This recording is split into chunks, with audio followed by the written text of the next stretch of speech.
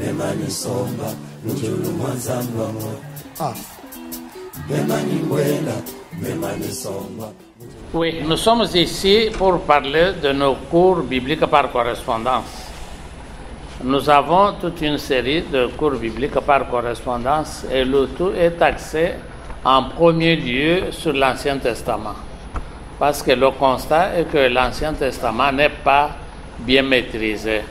Et quand l'Ancien Testament n'est pas maîtrisé, le reste de la Bible ne sera pas bien interprété.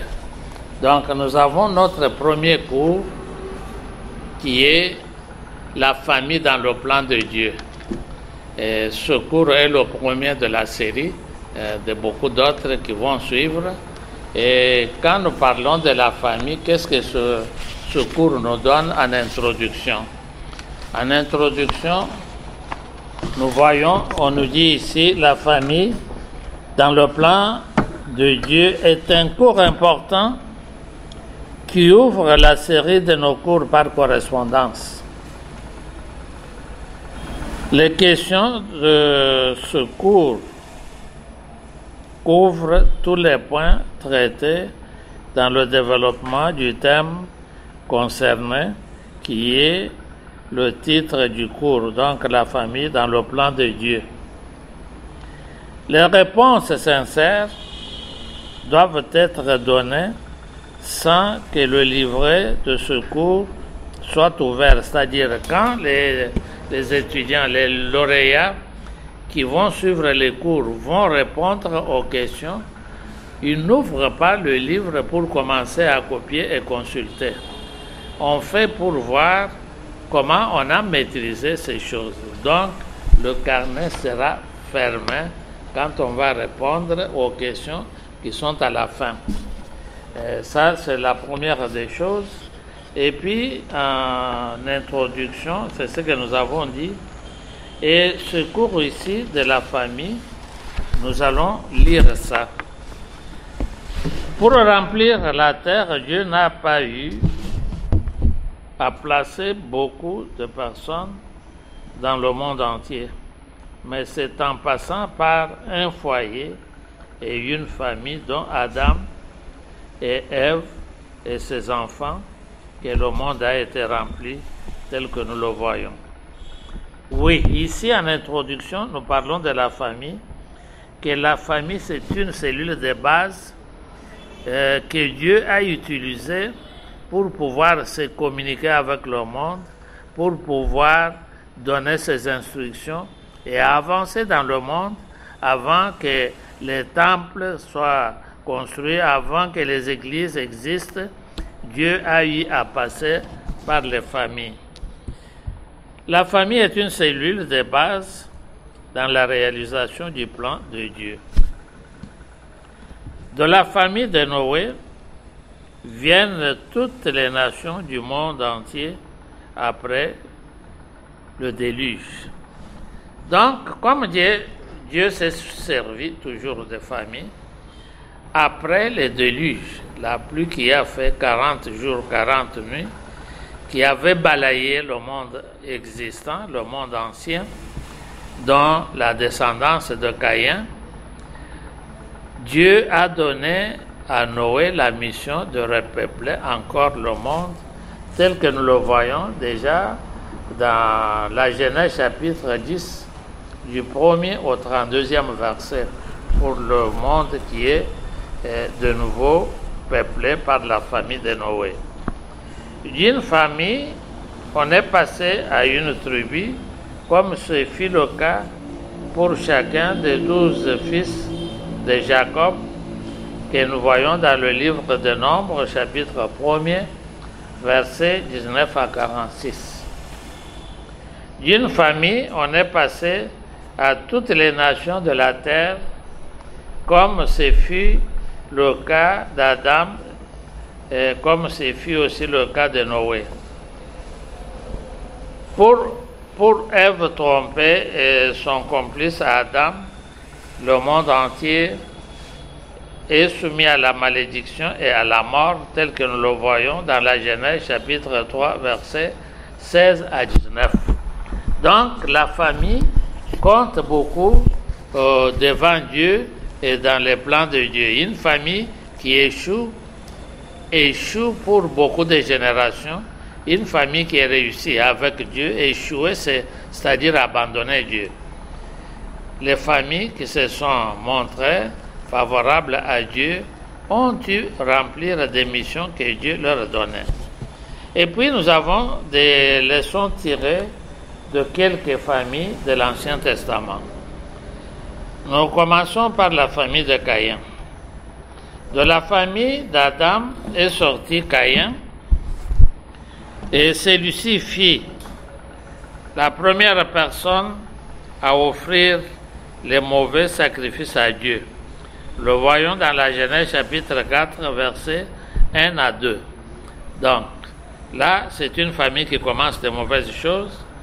Et la famille de Caïn, c'était le premier meurtrier. Caïn était le premier meurtrier. Il avait tué son frère Abel, tel que nous le voyons dans la Genèse chapitre 4, verset 8.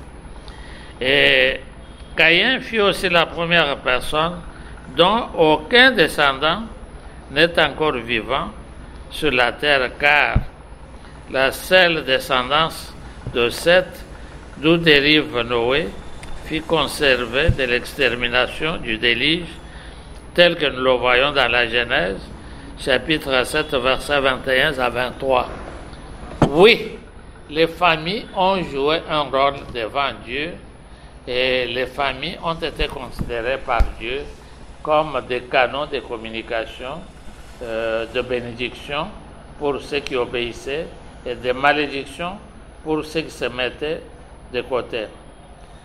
Donc nous parlons de la famille de Seth. Cette famille fut la bonne dont les membres adorèrent Dieu en groupe, comme nous le voyons dans la Genèse chapitre 4, verset 26.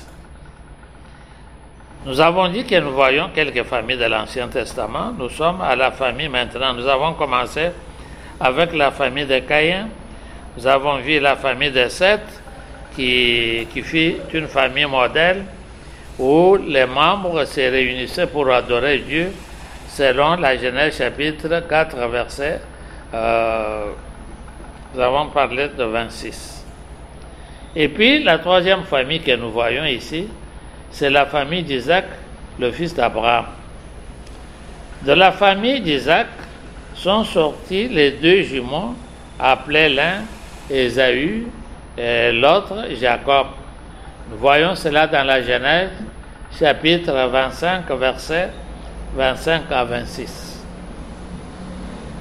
Et par une mauvaise gestion du foyer par Isaac et Rebecca, son épouse, leurs fils les jumeaux furent des ennemis jurés.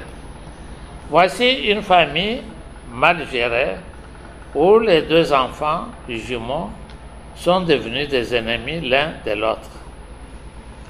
Les causes des conflits entre les fils d'Isaac qui furent des jumeaux, c'était d'abord la tension de favoritisme créé par les parents sur ces jumeaux dont Jacob fut aimé de sa mère pour son attachement aux travaux ménagers, tandis qu'Ésaü fut aimé de son père pour son métier de chasseur. Voyons cela dans la Genèse chapitre 25, verset 28, le favoritisme des parents. Les parents qui considèrent les enfants de différentes manières, comme le cas d'Isaac, le fils d'Abraham, ça porte des problèmes dans le foyer.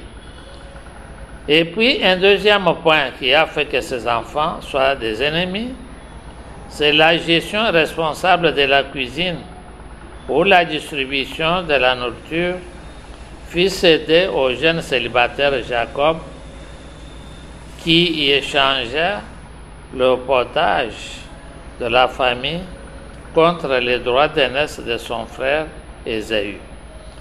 Nous voyons cela dans la Genèse chapitre 25, versets 19 à 34. Dans beaucoup de familles, les parents commettent ce genre de bêtises pour confier la gestion de la cuisine, la distribution de la nourriture, parfois à une personne qui n'est ni père ni mère. Et de cela, on a vu dans certaines familles un mari qui prend sa petite sœur comme gestionnaire de la cuisine et la femme cède la gestion de la cuisine à sa petite sœur qui prépare, qui fait de bonnes choses. Et maintenant, le mari apprécie bien sa belle-sœur qui prépare selon son goût, et alors que l'épouse ne prépare pas, ne fait que donner les ordres à une jeune célibataire qui préparait. Et cela a fait parfois que dans certains foyers, le mari se tournait en faveur de sa belle-sœur parce que c'est elle qui domine la cuisine. Ou dans une famille, une fille est là de la famille et c'est elle qui s'occupe des enfants pour leur donner à manger, pour leur punir parfois, faire agenouiller les enfants quand les parents ne sont pas là. Toi, pour manger, tu te mets à genoux. Toi, pour manger, tu te laves d'abord. Si tu ne te laves pas, et sans expliquer aux enfants le bien de se laver. Et cela, c'est ce qui était le cas aussi pour la famille d'Isaac, où la distribution de la nourriture fut cédée à un jeune célibataire qui demande à son frère l'aîné de jurer que lui devient, que celui qui avait du potage devenait l'aîné. Ça apportait des problèmes et la famille n'a pas pu avancer d'une façon convenable. Et puis les conflits non réglés par les parents entre les frères et jumeaux amenèrent ce dernier à la vengeance. Genèse chapitre 27, versets 41 à 43, on fait voir qu'il y avait déjà un problème entre Jacob et Ésaü. Mais les parents n'ont pas pu donner des conseils, n'ont pas pu maîtriser cette affaire. Et c'est ce qui avait fait que Jacob soit l'ennemi de son frère Ésaü et ils se sont séparés pour le bien. Donc, pour du bien, c'est-à-dire pour toujours. Et puis, il y a encore quelque chose qu'on voit dans cette famille. Les cadeaux piégés apportés aux parents avancés en âge les poussèrent à favoriser et bénir le premier venu.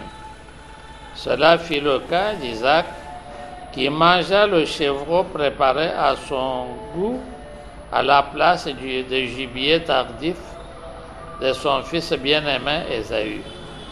Genèse chapitre 27, verset 43. Nous voyons ici que les parents doivent bénéficier aussi des apports de leurs enfants, des cadeaux, de bienfaits quand ils sont déjà avancés en âge. Mais souvent, les autres enfants abandonnent les parents, mais celui qui vient visiter les parents, qui vient apporter de bonnes choses, devient le plus favorable pour avoir même les bénédictions de toute la famille. Et c'est pour cela que nous disons que comme Dieu a eu à passer par les familles, il faut que les familles tiennent compte des désordres des autres familles par lesquelles Dieu a eu à passer, comme le cas de la famille d'Isaac. Et puis nous avons la famille de Noé, toujours dans l'Ancien Testament. On nous dit ici dans ce cours, au moment où les descendants de Caïn vivaient encore sur la terre, le monde entier fut plongé dans un péché grave. C'était quel péché? Comme on le dit ici, le monde entier était plongé dans un péché grave, de collaboration intime entre les démons et les filles des hommes. Genèse chapitre 6, versets 1 à 7. Oui, dans le monde, il y a des gens qui se contentent parfois de collaborer avec les démons par la magie, par les fétiches. Et même ceux qui changent, les hommes qui reçoivent les démons changés en femmes, des sirènes, ainsi de suite. Et tout cela, c'est pour des familles appelées à la destruction. C'est ainsi que la famille de Noé, qui était en dehors de ce genre de pratiques, était trouvée juste pour relever le défi dans un monde corrompu. Donc, Genèse chapitre 6, versets 8 à 10. Oui, dans la famille, on peut avoir des mauvaises et des bonnes choses, mais soyons du côté des bonnes choses avec Dieu. Devant un bateau à construire loin des grandes eaux, parce que les bateaux ne se construisent qu'à côté de l'eau. La famille de Noé eut la foi en Dieu en exécutant les travaux très importants d'un bateau de 150 mètres de longueur, 25 mètres de largeur et 15 mètres de hauteur, selon la Genèse chapitre 6, verset 15. Par la famille de Noé, les autres êtres vivants furent conservés en vie dans l'arche construite selon le plan de Dieu, selon la Genèse chapitre 7, versets 7 à 9. De la famille de Noé viennent toutes les nations qui remplissent le monde actuel, selon la Genèse chapitre 10, du 1er au 32e verset. Oui, ça, c'est pour parler de la famille, parce qu'actuellement, les chrétiens parfois négligent leur famille, ne s'occupent pas de leurs enfants, ne s'occupent pas de leurs femmes, les femmes ne s'occupent pas de leurs enfants. Il y a même ceux qui disent, quand les enfants commettent des bêtises, on dit que moi j'ai enfanté un enfant, je n'ai pas enfanté son cœur. Est-ce qu'on peut enfanter un enfant sans le cœur et qu'il soit vivant? Non. Quand on l'a enfanté avec son cœur, avec sa tête, avec l'ensemble de tout son corps. Donc les parents ne peuvent pas échapper en disant que moi, j'ai mis au monde un enfant, je n'ai pas mis son cœur.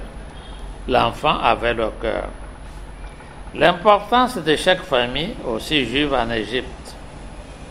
À la sortie d'Israël de l'Égypte, chaque famille fit son main de manger son agneau pascal pour avoir la vie sauve.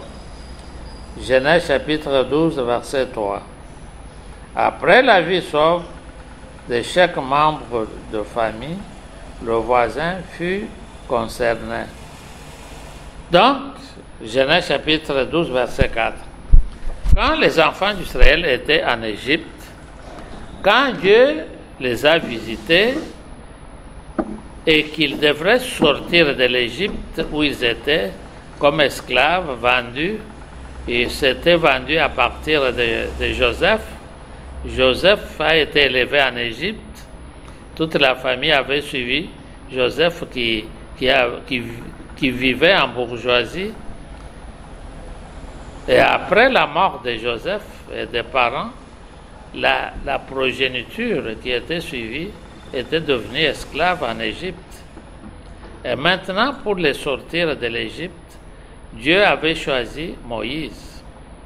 Et avait dit à Moïse, vous allez manger votre agneau pascal et mettre le sang sur les poteaux et sur les deux côtés, les deux battants de chaque porte, de façon que quand l'ange qui viendra tuer les premiers-nés des Égyptiens voie le sang et que ceux qui sont dans la maison soient sauvés.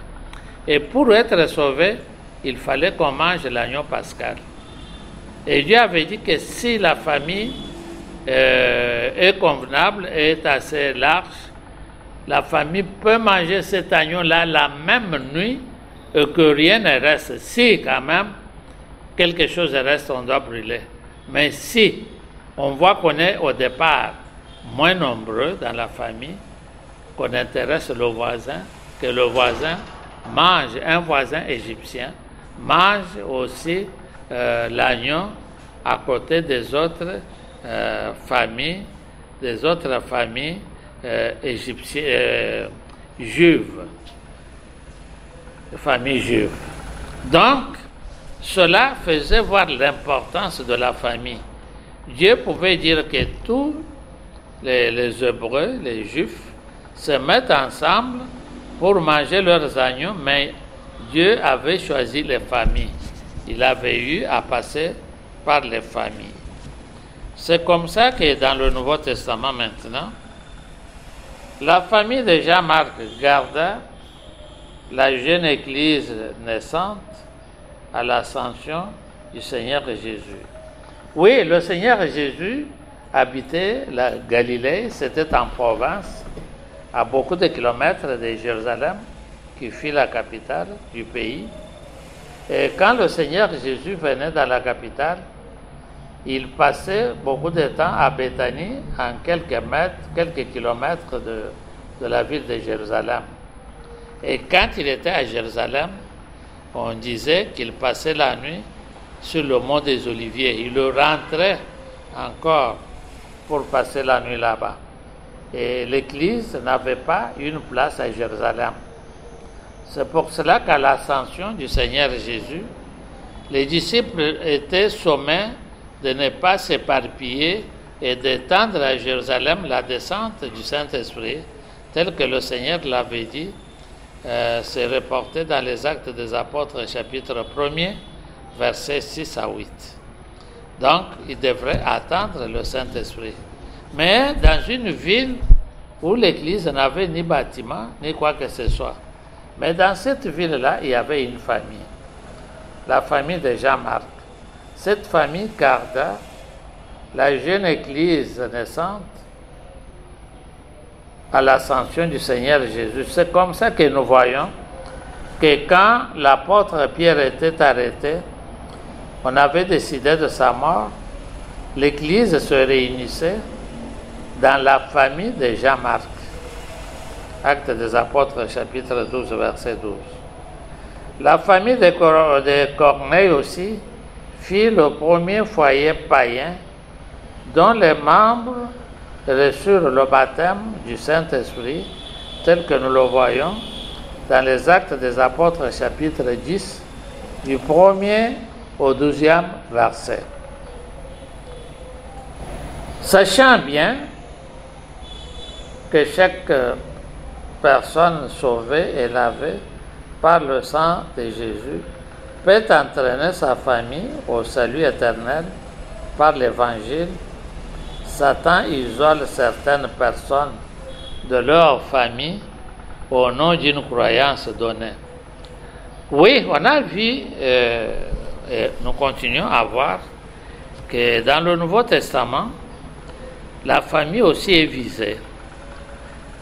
Comme nous avons vu la famille de Jean-Marc, et quand Dieu a voulu toucher les païens par l'Évangile, par le baptême du Saint-Esprit, il a commencé par la famille, pas d'une façon isolée, mais par la famille de Corneille, qui était un officier romain dans cette contrée des Juifs. Et maintenant, qu'est-ce que Satan fait? Satan sépare les gens des familles. Quand les gens croient au Seigneur, parfois on les torture, on les dérange, on les chasse de leur famille, de façon qui n'apporte pas l'évangile à cette famille-là. Et il y a aussi certaines croyances où les gens qui viennent au Seigneur, au lieu d'apporter l'évangile, d'apporter de meilleurs exemples dans leur famille, faire voir que nous sommes avec Jésus, ils se séparent de leur famille en disant ce sont des païens. Je ne peux pas être à côté d'eux. Oui, ce sont des païens, tu ne vas pas pratiquer ce qu'eux pratiquent. Tu pratiques le bien, tu les influences par la prière que tu vas faire et par l'évangile que tu vas apporter. Il est à noter que Satan utilise les médisances des uns envers les autres pour ainsi créer les divorces et le manque d'affection dans des familles. Beaucoup de divorces dans des familles viennent parfois de médisances et ça crée des divorces. Une fois les divorces consommés, la haine et le manque d'affection installés, la famille devient un enfer où le feu brûle dans le cœur de chaque membre. Jacques chapitre 4, du 1er au 5e verset, nous donne des éléments. 1 Timothée chapitre 3, versets 1 à 5, demande même aux gens des églises que pour prendre quelqu'un comme responsable, il faut que ça soit quelqu'un qui a bien dirigé sa famille. Mais comment vous pouvez venir diriger une famille, beaucoup de familles, les familles d'autrui, si votre propre famille n'est pas bien dirigée? Donc, c'est pour cela, voilà la raison pour laquelle la Bible exige aux dirigeants chrétiens des églises à bien gérer leur famille avant de s'occuper des autres personnes. 1 Timothée chapitre 6, chapitre 1er verset 6, 1 Timothée chapitre 3, versets 2 à 4. Aux chrétiens, la Bible dit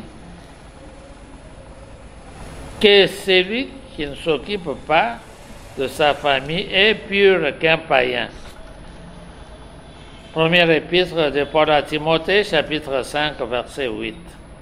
Voici pourquoi Dieu préfère que les gens travaillent, que les gens s'occupent de leur famille, évangélisent leur famille, comme le Seigneur Jésus l'avait dit à un homme qui était possédé, qui était guéri dans l'évangile de Marc, chapitre 5, et qui voulait suivre Jésus à côté de ses disciples. Le Seigneur Jésus avait dit, non, rentre, témoigne de tous ses bienfaits, de tout ce que tu as vu, de ce que Dieu a fait, témoigne auprès de ta famille. Donc, ce cours est très, très intéressant et pour nous amener à nous appuyer sur l'Évangile et puis nous mettre à côté des autres sans commettre leurs péchés, mais les pousser à faire ce qui est bien. Et voici le questionnaire à renvoyer après avoir eu ce cours.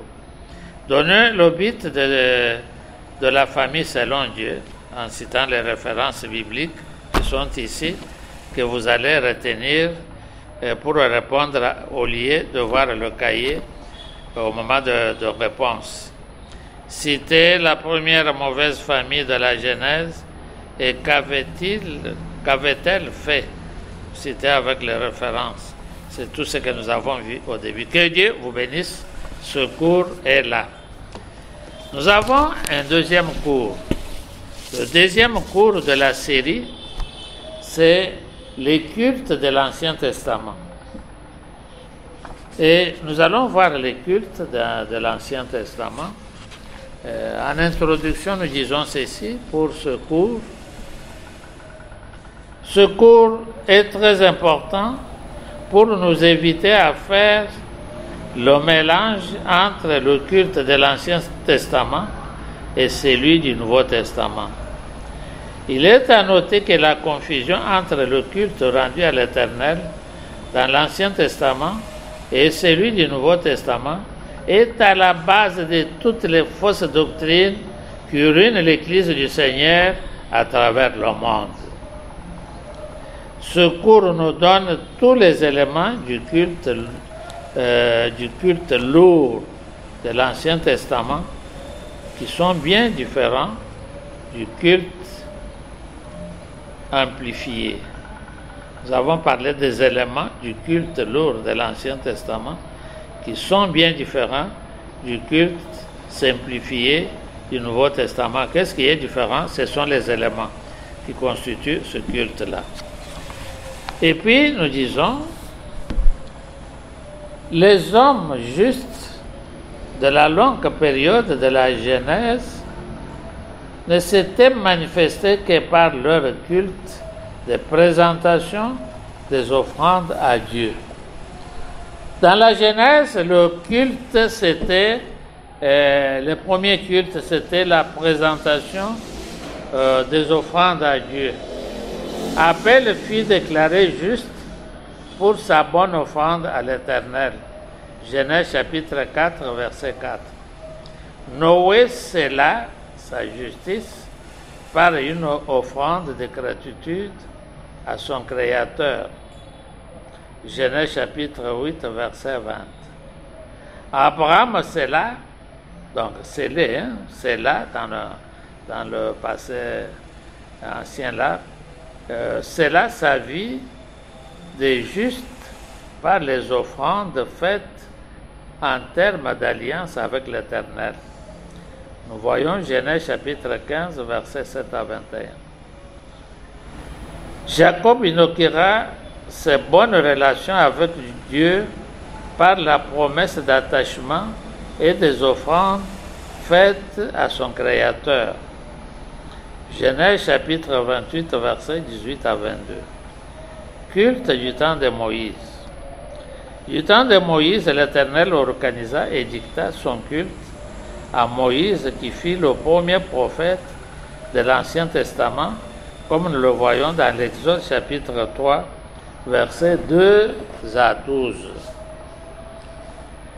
En ce temps, Aaron fut choisi comme le premier officiant du culte à rendre à l'Éternel, tout en se faisant accompagner de ses fils et leurs descendants. Nombre chapitre 3, versets 10 à 12.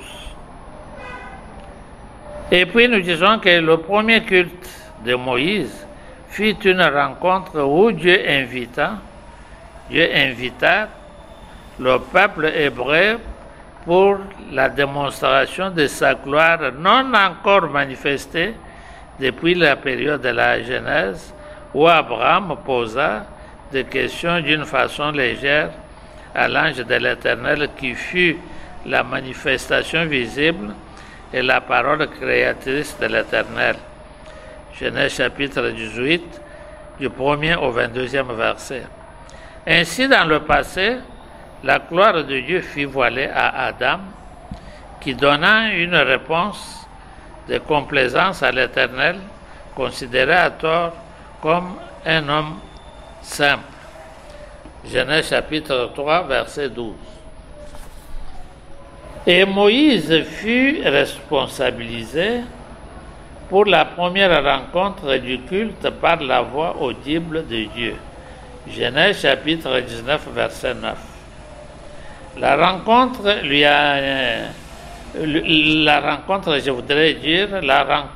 fut animée par la voix audible de Dieu entendue par le peuple. Exode chapitre 19, verset 9 à 19. Et puis les officiants du culte de la loi de Moïse. Le culte ne fut conduit que par les descendants de Lévi, d'où sortit Aaron. Nombre chapitre 3, verset 12. Les officiants du culte furent sans défaut corporel.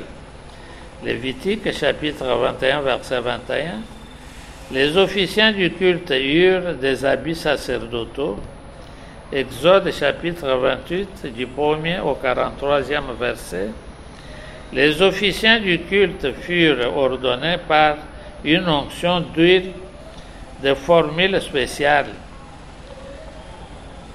Exode chapitre 30, versets 22 à 33. Les officiants du culte vivaient des offrandes et sacrifices faits à Dieu. Deutéronome chapitre 18, versets 3 à 8. Les officiants du culte se purifiaient par le lavage des pieds et mains et à chaque service. Exode chapitre 30, versets 17 à 22. Les officiants du culte firent d'office consacrés à l'Éternel. Exode chapitre 29, verset 1er, et Nombre chapitre 3, verset 10 à 12. Les sacrifices et les offrandes du culte de la loi de Moïse. Le culte ne se faisait qu'à l'endroit choisi par Dieu. Deutéronome chapitre 12, versets 5 à 7, 1 Chronique chapitre 7, verset 12. Le culte journalier fut scellé par le sacrifice de 2 agneaux, un agneau le matin, l'autre entre les 2 soirs. Nombre chapitre 28, verset 3. Et le culte hebdomadaire fut scellé par le sacrifice de 2 agneaux ajoutés aux agneaux quotidiens. Nombre chapitre 28, verset 9. Le culte du mois fut scellé par le sacrifice de 2 jeunes taureaux, d'un bélier et de 7 agneaux d'un an sans défaut. Nombre chapitre 28, verset 11. À cela, il fallait ajouter l'offrande de fleurs de farine pétrie à l'huile pour chaque sacrifice. Nombre chapitre 28, versets 12 à 13. Sans oublier le vin versé sur chaque sacrifice. Nombre chapitre 28, verset 14, et puis Nombre chapitre 15, versets 5 à 7, et Nombre chapitre 10, verset 12. La libation fut cette cérémonie où le vin était versé sur chaque sacrifice sanglant selon les détails de la loi. Nombre 28, du 1er au 12e verset, Nombre 15, du 1er au 12e verset. Les cultes furent dominés par les sacrifices d'animaux pour les péchés involontaires réparés par un sacrifice d'expiation du pécheur, comme nous avons vu. Les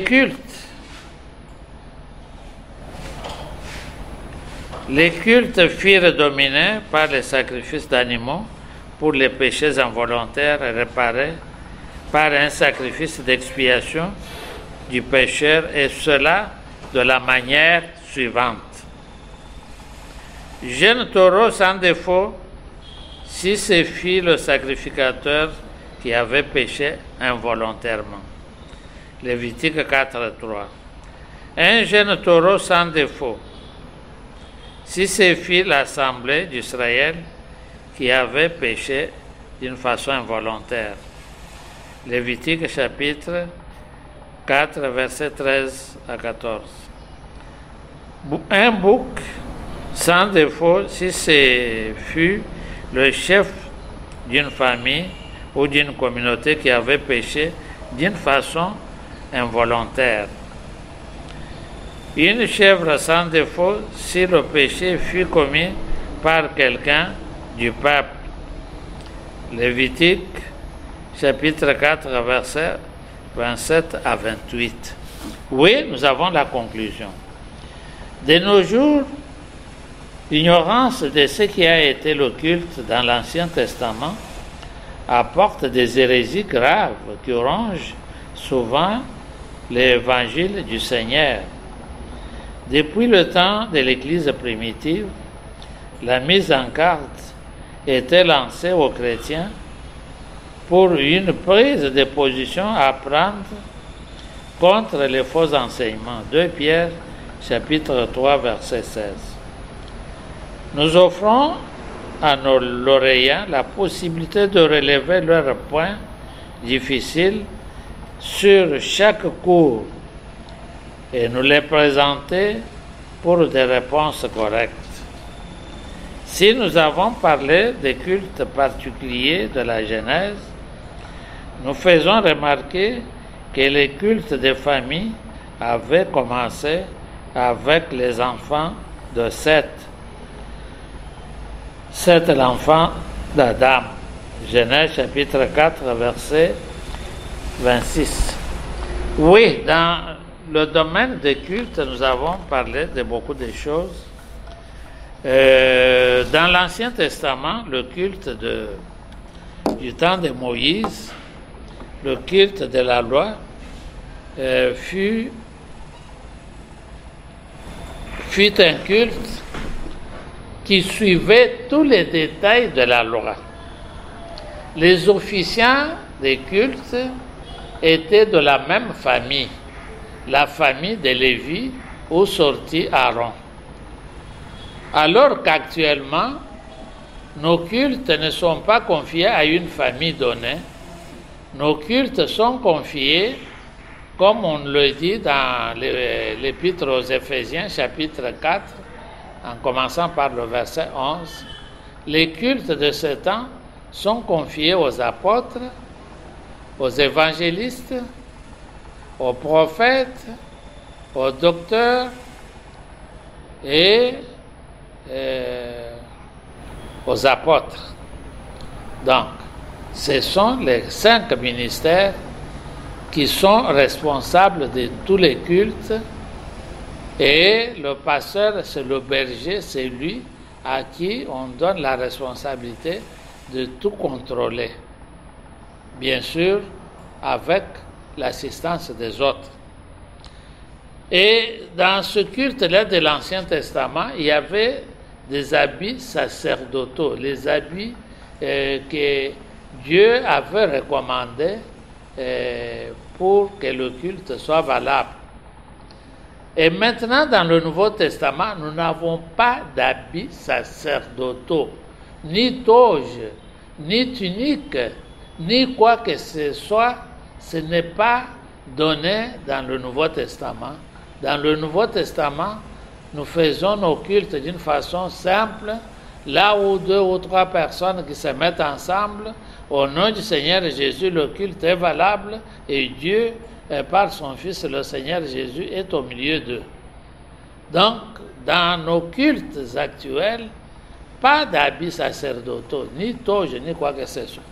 Si les gens veulent porter leurs habits, que ce soit des uniformes de conformité et non pas les habits de culte. Le culte du Nouveau Testament ne nous donne pas ces habits-là. C'est ce qui fait la confusion, qu'actuellement, si on ne connaît pas les limites sur les cultes de l'Ancien Testament et nos cultes actuels, les gens peuvent commettre des bêtises. Et puis, dans le culte de l'Ancien Testament, il y avait un régime alimentaire spécifique pour tout ce qui était appelé à ce culte-là, les Hébreux. Et c'était un régime lié sur le livre de Lévitique, chapitre 11. On donne les poissons à manger et ce qu'il ne faut pas manger, et les animaux à manger et ce qu'il ne faut pas manger. Nous avons parlé des animaux, nous parlons même des oiseaux à manger et ce qu'il ne fallait pas manger, les reptiles aussi de la même façon. Donc, nos cultes du Nouveau Testament sont différents des cultes de l'Ancien Testament. C'est comme ça que nous commençons d'abord par l'Ancien Testament pour que les gens maîtrisent bien ce culte-là, pour bien comprendre aussi ce qui se faisait, ce qui se fait actuellement. Et dans le culte de l'Ancien Testament, il y avait des péchés pardonnables et des péchés non pardonnables que nous verrons dans les cours qui vont suivre. Et il y avait des péchés, comme les péchés devraient être réparés par les sacrifices sanglants, des péchés commis d'une façon involontaire étaient réparés, tel que nous l'avons vu, selon la position de la personne qui a commis le péché. C'est un chef de famille, il donnait un sacrifice correspondant à son niveau. Si c'était une personne du peuple, oui, quelqu'un de l'Église, quelqu'un de l'Assemblée qui n'avait pas de responsabilité, la réparation était aussi signalée. Donc, si vous avez des questions sur les cultes, sur tout ce que nous avons dit, C'est pour cela qu'on vous donne la possibilité de poser vos questions sur tous les points difficiles, parce que dans le cours, on a synthétisé les choses. Que Dieu vous bénisse. Oui, nous allons parler de notre troisième cours qui parle de la manière suivante. Un troisième cours de la série, c'est la musique, les positions du culte dans l'Ancien Testament et le régime alimentaire de la loi de Moïse. Oui, nous avons parlé en passant de ce régime alimentaire.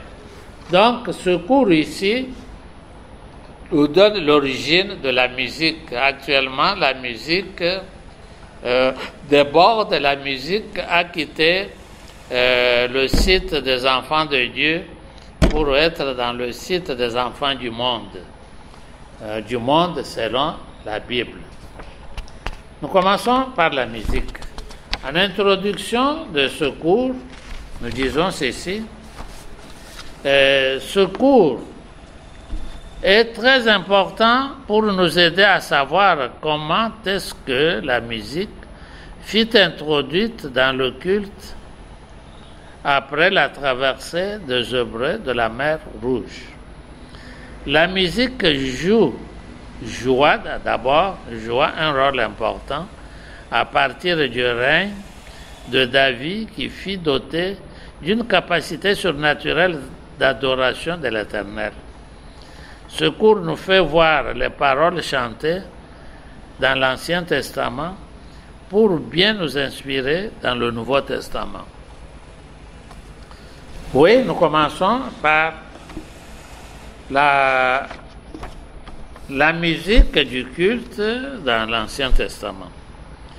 La musique étant cet élément non oublié dans nos cultes, il est à noter que les cultes de la Genèse ne parlent pas de la musique.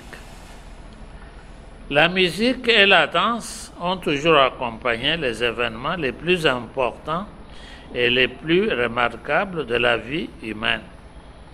À travers le monde, la musique s'infiltre dans presque chaque maison pour le plaisir de ses habitants.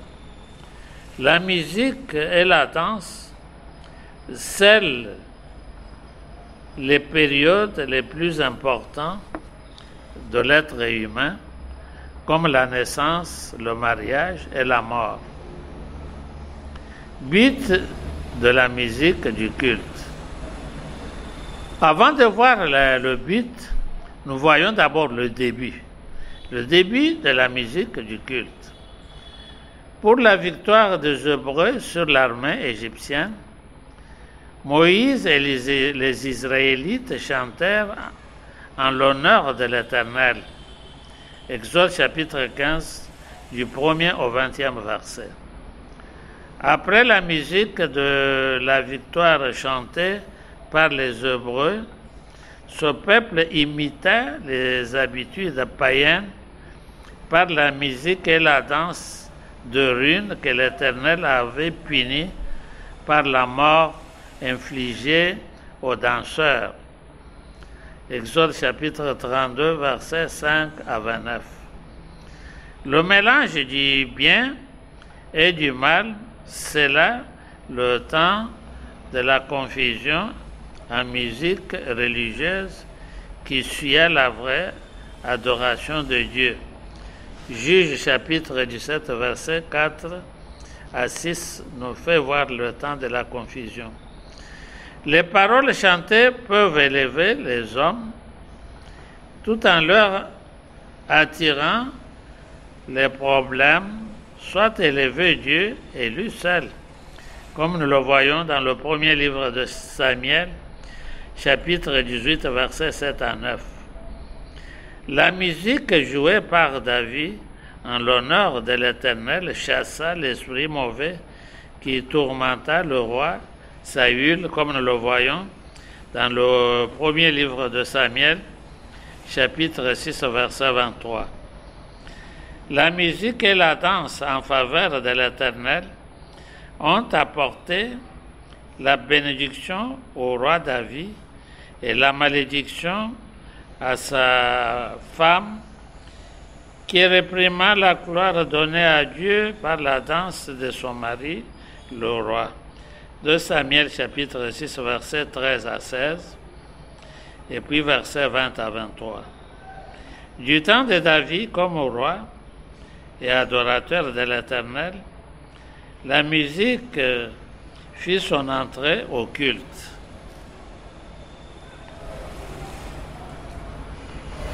Nous disons que la musique fit son entrée au culte, et cela d'une façon bien ordonnée, comme nous le voyons dans le premier livre des Chroniques, chapitre 25, du 1er au 7e verset. Il est à noter que les paroles chantées du temps de David ne furent que des prophéties venant des prophètes de Dieu. Premier livre des Chroniques, chapitre 25, verset 1er. Oui, la musique fut utilisée aussi par des féticheurs et des magiciens pour leurs cérémonies, dont l'honneur fut rendu aux démons et à Satan, comme nous pouvons le voir dans le premier livre de Rois, chapitre 18, versets 25 à 26. La musique amena le peuple juif à abandonner Dieu pour se laisser au plaisir de vin et d'autres boissons alcoolisées qui sont les amis fidèles de l'homme. Nous voyons cela dans le livre d'Ésaïe chapitre 5, versets 11 à 12. Et puis, nous avons les positions du culte dans l'Ancien Testament. Dans la Genèse qui a inauguré l'adoration de Dieu par la présentation des offrandes et des sacrifices, comme le cas d'Abel et Caïn, comme nous le voyons dans la Genèse, chapitre 4, versets 3 à 4. 3 à 4, je m'excuse pour les lunettes, 3 à 4, ou celui d'Abraham, Genèse chapitre 15, versets 7 à 21, où la position debout semblait être démise. Donc, pour tous ces cultes-là, des présentations des offrandes, on était debout. Aussi, les serviteurs d'Abraham inclinèrent leur tête en l'honneur de l'Éternel à titre d'adoration. Donc là, Genèse chapitre 24, verset 26. Du temps de la loi de Moïse, Moïse et Aaron prièrent avec leur visage tourné vers le sol. Nombre chapitre 16, verset 22, comme Josué aussi. Josué chapitre 5, verset 14. Les Israélites inclinèrent leur tête pour adorer l'Éternel. Exode 4, 31, Exode 12, 27, Exode 34, 8. Du temps des prophètes et des rois, Salomon s'agenouilla pour prier. Premier roi chapitre 8, verset 54, deuxième chronique chapitre 6, verset 13. Esdras s'agenouilla pour prier. Esdras chapitre 9, verset 5. Daniel s'agenouilla pour prier. Daniel chapitre 6, verset 10.